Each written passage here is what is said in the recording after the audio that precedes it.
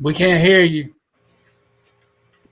I didn't mean. Hello, welcome to Outside the Box. I'm Sam Clemens, and I'm here with Freddie Hoos, and Jason Priester is our guest tonight. We're going to break down all things spring practice. First, I want to say hello to my friends and find out how y'all are doing. Freddie, how are you? I'm good, man. All Glad to right, be cool. here. And Jason, you look like you're good. I hope you are. Just fine, just All fine. right. Okay. Well, let's get right started. Get started. As I looked over the outline, there's really not much of an outline. It's just spring practice, offense and defense, and what Dabo talked about. And you both bring a different perspective to it. I bring virtually nothing. I've done some research, but Freddie, you've written all of position articles for Clemson Junkies, and they're also good. So you have a much better grasp of that. And Jason, you're right there with them. You've been at spring practice. You were at Dabo's press conference yesterday, and you've also written at length about the season and what's coming up. So I'm just going to give Freddie the first go, and then we'll let you. Unless we may talk over each other a little bit because there's a lot going on, but just, Freddie, why don't you start us off, and then Jason, you join in. Well, start off with I really enjoyed watching Dabo's talks yesterday. That was very interesting. Learned a lot. Um, you know, at the same time, um, was hoping that we wouldn't start out with the injuries that we seem to already have during spring practice. But what made me feel better about it was when he was saying that everybody that they're holding out in spring practice with injuries should be ready to go by the fall. He also touched on Brian Reese and how his progress was coming along. I was very happy about that. Um, I'm also I was also happy to learn that the our new we had the Power Rangers in 2018. I was glad to see that they came up with a new name, and but at the same time, I am really interested to see how that defense stacks up. I'm expecting great things out of that group, and it's off to a What good start. What is the new name? The Avengers is what The I saw. Avengers. Okay, I'll write that Um, down. so Mr. Yeah. Jason's Jason, how got about more you? insight, I'm sure, because he's been there. So All righty. Yeah, KJ Henry's Captain America, I think he said. Okay. I'm loving it. Uh, He Y'all, and would. well, and I hate Jason. I apologize. If y'all don't know by now, I am a huge Avengers fan. I like DC, but I am an Avengers man, so it's right up my alley with that too. He wouldn't tell what the other guys were. He said all in due time or something like that. Yeah, I saw a lot of people panicking about. Oh, we already got injuries. Already got injuries, but that's just not the case. These guys are just still healing up from the injuries from last year. This is no new injuries or anything like that outside of Hunter Rayburn having to retire due to medical issues, something that I think they kind of halfway were expecting or at least knew was a possibility. So that's been, they've known that was something they were going to have to probably deal with at some point. So it didn't hit them out of the blue. But all these other guys that are out and not taking part in spring, these are guys that are just healing up from that's just how injured this team was last year. We saw yesterday Will Shipley's not in pads, Kobe Pace is not in pads. Those are guys that finished the season playing hurt. Just a couple of guys off the top of my head that I can think of that were playing at the end of the season, very banged up, required surgical procedures after the season, and are still recuperating. So no new injuries or anything like that. Just guys still healing. when you talked about people were already panicking about injuries, there is a reason because there are several, pop-ups that I see. Another Tiger lineman out, and it basically wasn't. It was the same stuff we've heard before. So you have to be careful about that. I'm one to fall victim to that a lot.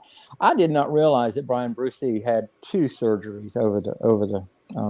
I know it was one was a shoulder, I guess the knee. Yeah, Tore his ACL and he had his shoulder surgery too. Okay, boy. Well, Dabo in his what thanks to him for giving me a lot of information that I otherwise wouldn't have had. He talked at length about how this team was different. different than last year just by makeup alone, but it was different than last year because it seemed to be more physically, emotionally sound. They've grown up and it was bolted through fire, forged through fire. And I mean, are you seeing any of that, Jason? They're coming to fruition on the field with the players, or is it just kind of cool? How is that? I'll tell you what I saw yesterday. I saw a lot of young guys that were forced into playing last year due to injuries that look different this year physically. Just you can tell they've been in the weight room and really hitting the weight. Some guys like Ryan Linthicum, he looks like a different dude. Jake Brenningstool, the tight end, he played some last year, but he looks like a different dude. I'll tell you the most impressive guy I saw yesterday might have been freshman Adam Randall. I mean, he is a physical specimen. He wears number 8, and when he jogs by you wearing that number 8. You got to do a double take because wait a minute, that's not Justin Ross, but golly, he looks like a senior. He doesn't look like a freshman in any way, shape, or form. He looks like he's ready to play right now physically. I mean, he is a physical specimen. And I saw I'll tell you another guy that I can tell has been working, and that's Will Taylor. He might be hurt, but that's another guy he is chiseled like a rock. He is impressive to see up close and personal. Well, I thought he was a good physical specimen last year. Need to bulk up a little bit, but boy, he had some moves. I really enjoyed it. Well, I mean, I didn't realize this until listening to Dabo. 30 players, scholarship players, missed the Cheez-It Bowl last year. I had heard that probably, but I didn't remember. And then he goes on to list some of them. Derek Pennington, he says, is really coming along nicely. Looks like he's putting on some weight and doing everything they ask him to do. We've got Trey Williams, Brian Brzee, Tyler Venables had a hip surgery, I believe. I mean, the list goes on, and I think with except one exception, all will be available for fall. Did I hear that correctly? I don't see why any of those guys wouldn't be ready to go by fall. Dietrich Pennington is a guy I thought was going to contribute last year as a true freshman. I thought he had a really good shot cracking the 2 deep, especially with the way they struggled some early at one of the guard spots. Pennington, if he just would have been healthy, he'd have been given that one of those opportunities. But I think that's a guy that's going to be on the field a lot this season. Well, I mean, I called him. I'm called him Derek. I'm sorry, it was Dietrich. My error. But he also mentioned Malcolm Green and EJ Williams. Said he looked like they were really going to make an impact this season, and I'm glad to hear that. It looks like we've got a pretty good receiver room, particularly with Adam Randall wearing number 8. That could be like some fortune foretelling of the future. I know that Hunter Rayburn is no longer on the team, but Dabo mentioned that he is a part of the team on the sidelines. Do we have any updates on what he's doing with that, kind of working with the position group?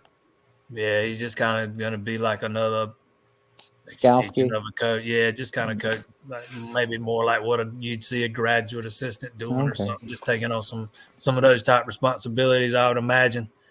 Kind of like Bockhurst at the end of the season last year. Yeah. Well, Shipley was the walking wounded all year, so I mean he was there coaching up everywhere. I'm not gonna dwell on this. I'm just gonna make a comment and then move on, unless y'all want to add. I saw that Mason Trotter, and Dabo was very careful with the way he constructed his response and reply or whatever. That Mason Trotter will not be available for most of the season. He didn't go into any detail. I didn't want any detail, but I at least want to acknowledge that he's still with the team. He did not leave on transfer portal or whatever. So that's a good thing. I'm sitting here looking at my notes because I made a lot of them, but one thing that strikes me is how he was talking about Cade Klubnik, and he said, he's just near perfect. I mean, he's a perfect example of you come in, you play like you did in high school. Jason, you and I have spoken at length about him needing to bulk up. What does Cade Klubnik look like to you?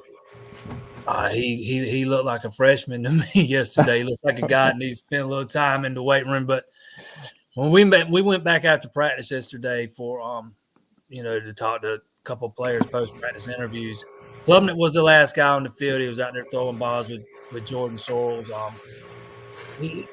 Klubnik's just yesterday was the first day of practice, so there's really not a whole lot to gauge from what we saw yesterday.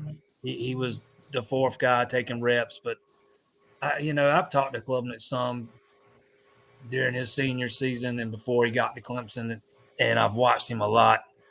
This kid's a baller. He's just a gamer. He is going to. I think he's going to be a fantastic quarterback. He's one of those guys that's just got ice water in his veins. The moment's never too big for him, and to me that is something that is a viable. It's just a commodity you can't put a price tag on in a quarterback. Well, I mean, I love it. This is not a negative connotation. I like he's cocky. He's got that cock of the walk thing going, and he looks like he's a football player, like you say, a baller. And while I've never physically seen him, I've seen his tape, and I like him. I think he's a perfect Clemson Tiger. I think he's a perfect fit for us. I really hope he has time to get to that point where he's physically ready and he can go in when the time's right, not be forced in there before his time. I mean, that's what everybody hopes. And Dabo talked about DJ yesterday, which I thought was really interesting. He said, DJ looks different. He said, he looks like the young man we recruited. And he said, he looks more physically adept. He's lost some weight. He's able to move around. He said, but the ball just looks differently coming out of his hand. Is that Dabo speak, or did you witness the same thing, Jason? No, Dabo, the ball definitely looks different coming out of DJ's hand from what I could tell yesterday. And he has shed some weight to where it is noticeable just looking at him. You can tell he shed some weight. I think Dabo said 15, 16 pounds. He was down to about 240 now, but you can really tell. But the two things that really stuck out to me the most yesterday, I thought DJ looked more comfortable and more confident than what he did when I was at spring practice and fall camp at times last year. He was more in command. And the ball definitely looked different coming out of his hands. I thought his accuracy was a little better on the little bit of throwing he did that we saw. Because, there were at times last year the balls were selling on him in practice on. And I didn't see that the little bit we saw yesterday. I mean, was that due to some injury? Probably.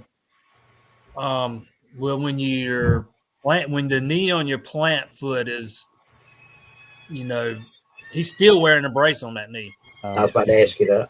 And you're playing with what basically is a broken index finger on your throwing hand. That's going to affect your throwing. There's no way it can't. Yeah. One other thing that Dabo touched on, jumping from subject to subject, it was interesting. Robert Gunn, the kicker, or the scholarship kicker, Dabo mentioned that he came injured, but he's rehabbing well. Did you get to see him at all? Is he on the sidelines, or is he just, is he wearing any sort of colored jersey, or is he just walking the sidelines? I didn't see him. Kickers tend to, work off by themselves in the indoor facility over there.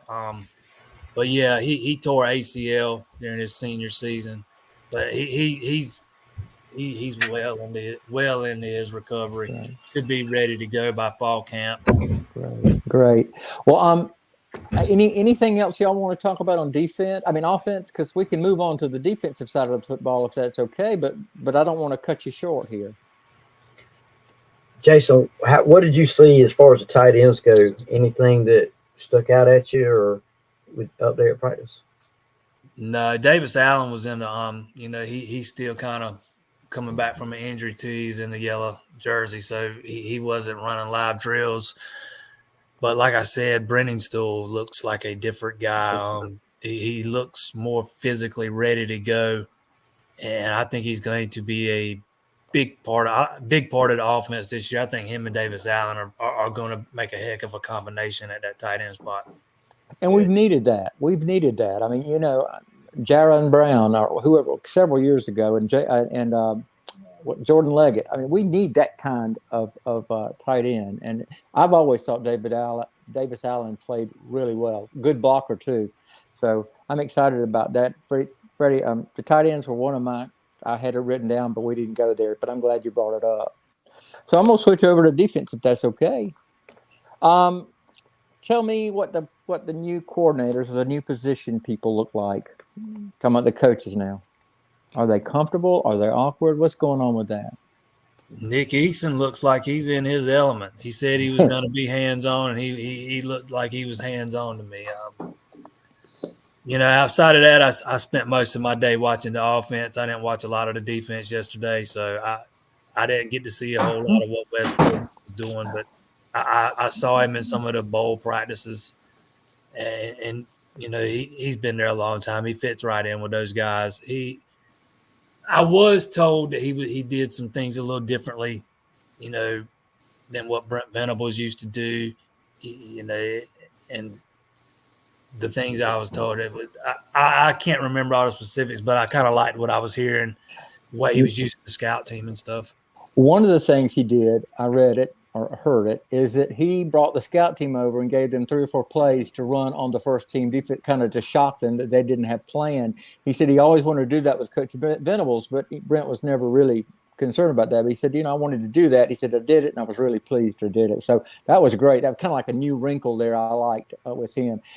The one thing I like about him, I saw some video of him yesterday, is he no longer looks like, pardon me for saying, no longer looks like that guy, that deer in the headlights. I mean, he actually looks like a defensive coordinator. He looks comfortable. He looks settled.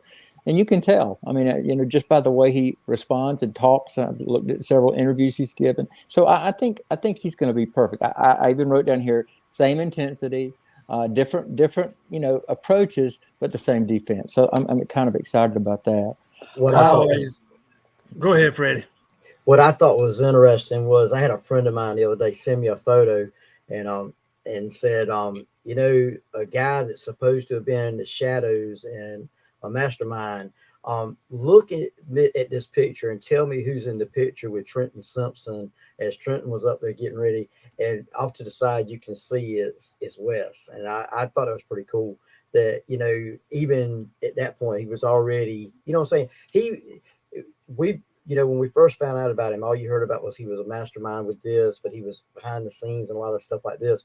But you hadn't seen him out there in that, where he's at now. So I think that had a lot more to do with the looks that you saw. We weren't used to seeing him. You're used to seeing Brent. You're not used to seeing him, and then or Coach Venables, and now you're seeing him, and so you're it's a different look, So I apologize, Jason. You go ahead. I was just gonna say that I kind of wondered about Goodwin's comfort level being in the spotlight too, but he put all that to bed back at the bowl game. The first time he met with us in the media that day, I'll never forget. He comes out there and he just kind of hollers at y'all. Come on, y'all been waiting on this. Come on, let's get it done. He just he didn't appear very nervous at all. I mean, something he was not used to doing at all. And it seemed like, you could tell it was his first time doing it, but I thought he seemed to me to be very comfortable in that new role from the jump. Well, one of the things I hope is that I love Brent Venables' intensity on the sidelines, but I hope we don't have to pay for a get back coach for Wes Goodwin, and I don't think we will. I think he's pretty much settled on the sidelines. I don't think he'll be jumping off into the field of play. So linebackers, kind of segueing with Wes Goodwin, he's the linebacker coach. Dabo talked a good bit about the linebacker position with being questioned with all the loss. I think you said, Jason, it was 11 years loss production on that position with James Skalski, and I don't know which other one was that left us. But it seems to me that they've got some really good players there. Some good quality players. What are your thoughts on the linebackers headed into this season? Yeah, I thought it was going to be a good possibility that Trenton Simpson was going to move inside to the wheel, and that was when he said yesterday that is in fact what's going to happen. I think we'll see a lot of Barrett Carter at the Sam nickel spot, and when I think of Barrett Carter, he kind of reminds me of a player like Isaiah Simmons. You can line him up, use him in a lot of different ways. He's that athletic, he's that fast, and he's that good. I'm not saying he's going to be as good as Isaiah Simmons was, this season or anything. He just kind of mirrors that kind of player. He's got a lot of the same qualities. you know, I think Clemson's got a chance to be more athletic and faster at linebacker. Going to lose a lot of experience. 6 years of James Skowski, 5 years Balin Spector. It's not easily replaced. But you do have guys like Levante Bentley, who's been there a few years now. McGuire's been there a few years now. McGuire didn't get – Bentley got a lot of experience last year playing in place of Spector after Spector got injured. Bentley started a couple games. McGuire didn't quite see the field as much because Skowski was on the field so much. I think McGuire played less than 100 snaps, but he's also gotten his feet wet before last season, so he's been in there. He knows this defense. And then you got Jeremiah Trotter Jr. I think he's got so much upside. It's going to be hard to keep him off the field this season. I don't know. I don't know whose spot he's going to take or whatever. I'm not going to speculate on that. I just think it's going to be very hard to keep him off the field. Yeah, we saw some glimpses of it in the ball game. That kid's got a very bright future ahead of him. I remember him in the ball game. Go ahead, Freddie. This is one of those positions where it feels good to have all this talent, because it's better to have a lot and have to find places to get them in the game as opposed to not having enough, I guess, So an embarrassment of riches. Yeah. To use Kirk Herbstreit's words, an embarrassment of riches. Now, I also read, I think in your article, Jason, on All Clemson, very good read, is that the cornerbacks are going to be fine. I mean, no, the quarterbacks are going to be fine, but there's some questions at safety. What are your thoughts on that? I tried to do some research, and I saw where the cornerbacks looked like they were pretty full. I mean, got some real experience there. You and Freddie, tell me what you think. It's actually the other way around. You got to replace two starting corners. Andrew Booth's gone. Mario Goodrich's gone. Those are two first-team All-ACC cornerbacks. So you got to replace both those guys. But you got some experience behind them. Sheridan Jones is a senior. He's played a lot. Dabo Swinney said yesterday it was going to all start with him. And we've all seen that Sheridan Jones is capable of playing at a high level. And he's just gonna it's his turn this year. It's his turn. He's got to step up and be the guy in that room. And Dabo Swinney said he's already been doing a great job of kind of being the leader of that group, being the leader in the film room. And then you got other guys like Nate Wiggins and Fred Davis, both blue chip prospects coming out of high school. Both guys have a lot of upside, tons of talent. Malcolm Green, same thing. He's just got to get back from injury. And then you got a couple of, those freshmen, Toriano Pride and Jaden Lucas. I think those guys are as good as any cornerback on the roster from a pure talent standpoint. And with Malcolm Green being still recovering from injury, and you're looking to replace two stars, I think both of those guys could get some looks in spring. Well, I saw where R.J. Mickens had an interception on the first day, and Torino Pride Jr. had a good knockdown. So they're at least get their little play time. I hope they develop, because both of them look like they could really be something. Safeties, where are we? Since I messed that up, looks like safeties are going to be fine. Is that correct? Looks like it to me. Yeah, safeties. You got Andrew Makuba back. You got Jalen Phillips back. Both of those guys were just fantastic on the back end of that defense last year.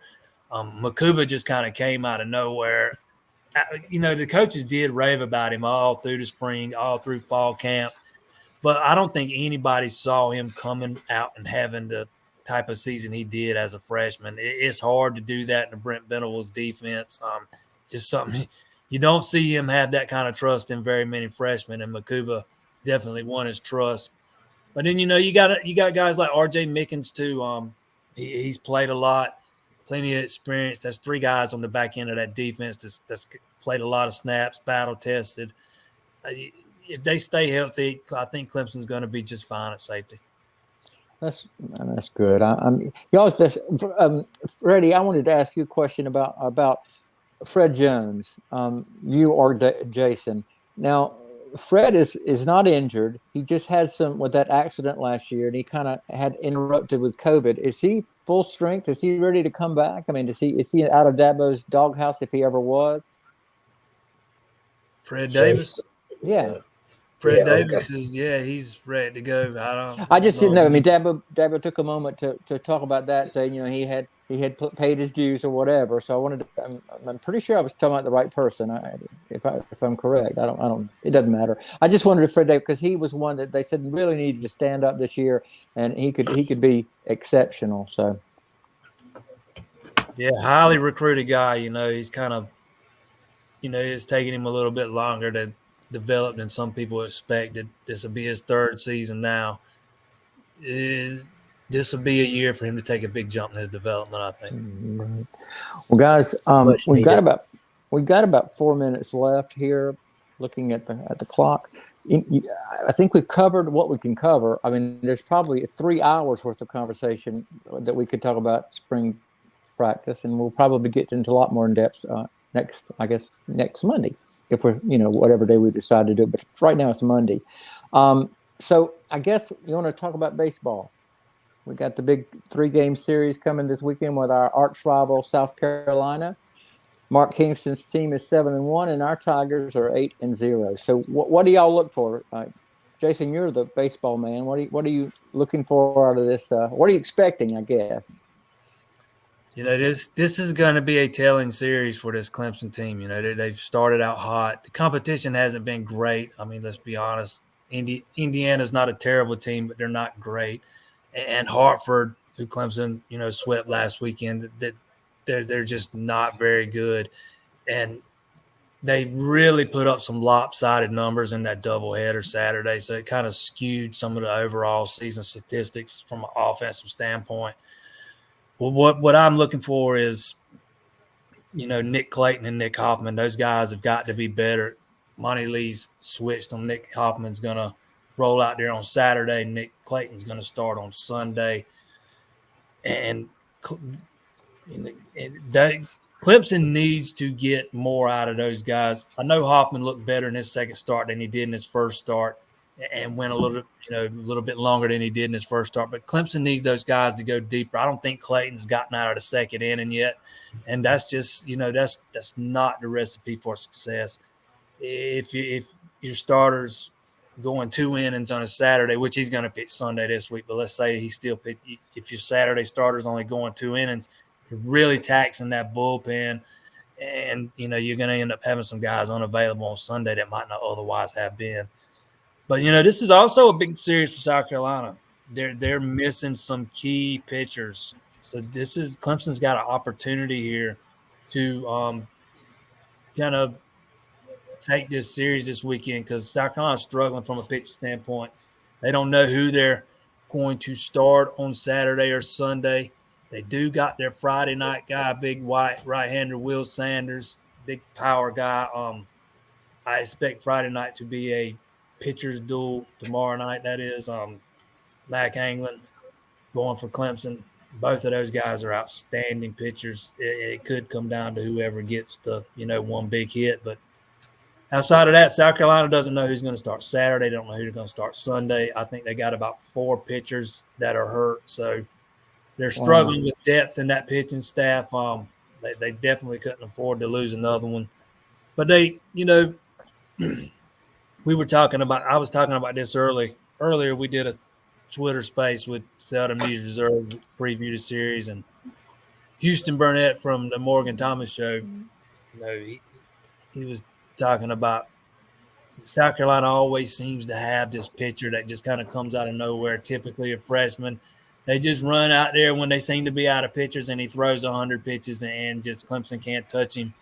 So we'll see what they've got up their sleeve this weekend. But, down that many pitchers, this is a golden opportunity for Clemson to, take 2 out of 3, maybe even come away with a sweep. We'll see what happens. Freddie, any thoughts on the game, the series? I'm expecting 2 out of 3 now. I'm not going to go out there and say sweep, just because it's been a hard thing to do in this series to either team.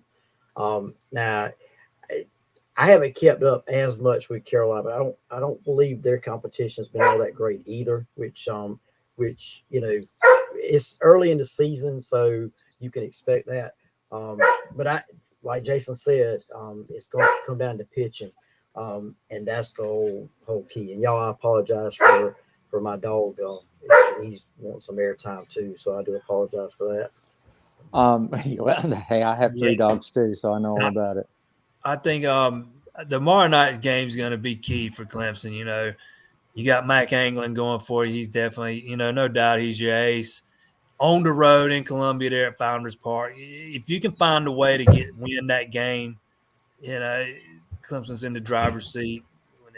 But if you can't, if you somehow don't win that game, you got, who knows what happens, especially with the way Nick Clayton and Nick Hoffman have pitched to start the season. Hopefully those guys, kind of get it together and get their stuff going. I know Nick Clayton's really struggled, to start with, but if those guys can find what they had last year, should be a good series. Well, I'm one of these rah-rah guys, and I believe in emotional and momentum things and home field advantage. Obviously, Founders Park is mostly sold out and mostly garnet and black because they have such a big following for their baseball team. But I do know for a fact that Segra's split down the middle, and I was speaking to a gentleman yesterday.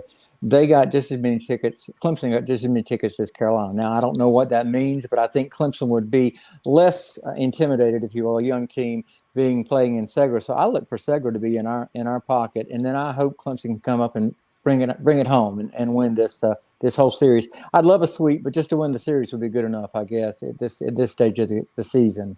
Confidence builder, I guess. Anything else you guys want to talk about?